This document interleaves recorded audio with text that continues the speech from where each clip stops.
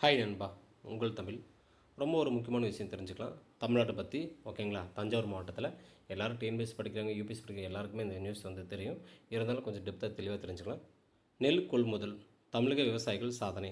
தஞ்சை மாவட்டத்தில் நெல் கொள்முதல். ஓகேங்களா? தஞ்சாவூர் மாவட்டத்தில் நெல் கொள்முதல் பண்ணுறாங்க. அது எந்த வருஷம் பண்ணாங்க, யார் அதுக்கு அடித்தளம் பண்ணிட்டாங்க, எல்லாமே ஒரு சயின்ஸ் 10th சயின்ஸ் புக்கம் 9th சயின்ஸ் புக்கம் தெரியல. ஆனால் அதில் கண்டிப்பாக ஒரு ஃபுல் டீட்டெயிலாக இருக்குது. சுவாமிநாதன் உங்களுக்கு தெரியும். ஓகேங்களா? அதெல்லாம் இருக்குது, தெரிஞ்சுக்கோங்க. இதில் என்ன நான் சொல்ல வரேன்னா, ஒவ்வொரு வருஷத்துக்கு இவ்வளோ லட்சம் டன் வந்து நெல் கொள்முதல் பண்ணியிருக்காங்கன்னு சொல்ல வராங்க. எனக்கு கண்டிப்பாக டிஎன்பிஎஸ்சியில் கேட்டுருவாங்க. அதை நம்ம தெரிஞ்சுக்கலாம். தமிழகத்தில் கடந்த 5 ஆண்டுகளாக நெல் கொள்முதல் விவரம். ஓகேங்களா? 2020-21 வந்து 10.54 லட்சம் டன் கொள்முதல் பண்ணியிருக்காங்க. 21-22 9.48 லட்சம், 22-23 9.73. ஏன்னா 21-22 20 இந்த எடப்பாடி காலத்தில் கொரோனா காலம். ஓகேங்களா? 23-24 7.81 லட்சம் டன்னு, 24-25 10.40 லட்சம் டன் வந்து நெல் கொள்முதல் பண்ணியிருக்காங்க. இது பாருங்கள், கீழேயும் பாருங்கள், கீழேயும் கொடுத்துருக்காங்க.